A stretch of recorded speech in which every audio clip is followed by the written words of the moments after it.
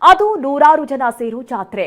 ಇದೇ ಜಾತ್ರೆಯಲ್ಲಿ ಮಗು ಕಳ್ಳತನ ಮಾಡಿದ್ದವರು ಅಂತರಾಗಿದ್ದಾರೆ. ಮಗು ಕಿಡ್ನಾಪ್ ಮಾಡಿದ್ದು ಹೇಗೆ, ಕಳ್ಳರು ಲಾಕ್ ಆಗಿದ್ದು ಹೇಗೆ ಅನ್ನೋದರ ಕಂಪ್ಲೀಟ್ ರಿಪೋರ್ಟ್ ಇದೆ, ಬನ್ನಿ ನೋಡೋಣ.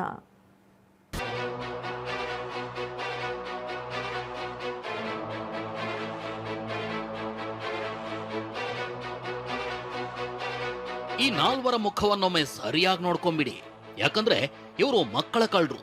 ತುಮಕೂರು ಜಿಲ್ಲೆ ಶಿರಾದ ಮಾಗೋಡು ಜಾತ್ರೆಯಲ್ಲಿ ಮಗು ಕಿಡ್ನಾಪ್ ಮಾಡಿ ಇದೀಗ ಜೈಲು ಪಾಲಾಗಿದ್ದಾರೆ. ಈ ಸಿಸಿಟಿವಿ ದೃಶ್ಯವನ್ನೊಮ್ಮೆ ನೋಡ್ಬಿಡಿ. ಅಜ್ಜನ ಜೊತೆ ನಿಂತಿರೋ ಮಗುವನ್ನ ಮುದ್ದಾಡ್ತಿರೋ ಈಕೆ ಮಗು ಕಳ್ಳಿ. ಇನ್ನು ಪಕ್ಕದಲ್ಲಿ ನಿಂತಿರೋ ಈತನು ಮಗು ಕಳ್ಳಿ ಗ್ಯಾಂಗ್ನವನೇ. ಮಗುನ್ ಕರ್ಕೊಂಡು ಅಜ್ಜ ಹೋಗ್ತಿದ್ದಂತೆ ಈ ಗ್ಯಾಂಗ್ ಕೂಡ ಹಿಂದೆನೆ ಹೋಗುತ್ತೆ, ಅಜ್ಜನ ಹಿಂದೆನೆ ಸುತ್ತಾಡುತ್ತೆ.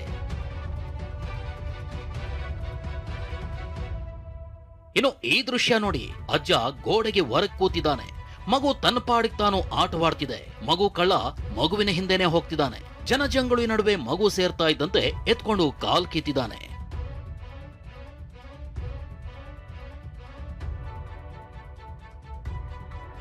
ಹೀಗೆ ತುಮಕೂರು ಜಿಲ್ಲೆ ಶಿರಾ ತಾಲೂಕಿನ ಮಾಗೋಡು ಜಾತ್ರೆಯಲ್ಲಿ ಕಿಡ್ನಾಪ್ ಆಗಿದ್ದ ಮಗುವನ್ನ ಬೆಂಗಳೂರಿನ ಕೋರಮಂಗಲದಲ್ಲಿ ರಕ್ಷಣೆ ಮಾಡಲಾಗಿದೆ. ತನಿಖೆ ವೇಳೆ ಕಳ್ಳರ ಇಂಚಿಂಚು ಕಳ್ಳಾಟ ರಿವೀಲ್ ಆಗಿದೆ. ಒಂಟಿ ವೃದ್ಧನನ್ನೇ ಟಾರ್ಗೆಟ್ ಮಾಡಿ 2 ದಿನ ವೃದ್ಧನ ಹಿಂದೆ ಸುತ್ತಾಡಿದ್ದಾರೆ. ವೃದ್ಧ ಪುಟ್ಟರಂಗಯ್ಯ ಹಿಂದೆ ಶಾಂತಮೇರಿ ನರಸಯ್ಯ ಸುತ್ತಾಡಿ ಆತನ ಜೊತೆಗಿದ್ದ ಗಂಡು ಮಗುವನ್ನ ಕಳ್ಳತನ ಮಾಡಿದ್ರು. ತನಿಖೆ ಕೈಗೆತ್ತಿಕೊಂಡಿದ್ದ ಶಿರಾ ಡಿವೈಎಸ್ಪಿ ಬೆಂಗಳೂರಿನ ಕೋರಮಂಗಲದಲ್ಲಿ ಮಗು ರಕ್ಷಿಸಿ ಕುಟುಂಬದವರಿಗೆ ಹಸ್ತಾಂತರಿಸಿದ್ದಾರೆ.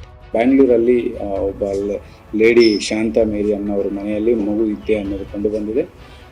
ಆಮೇಲೆ ಈ ಘಟನೆ ನಡೆದಿರೋ ಈ ಕಾರಣ ಏನು ಅನ್ನೋದು ತಿಳ್ಕೊಳ್ಳುವಾಗ ನರಸಯ್ಯ ಅನ್ನೋರು ಮತ್ತು ಈ ಶಾಂತ ಮೇರಿ ಇವರು ವರ್ಷಕ್ಕೆ ಅಕ್ಕ ತಮ್ಮ ಆಗಿರಬೇಕು.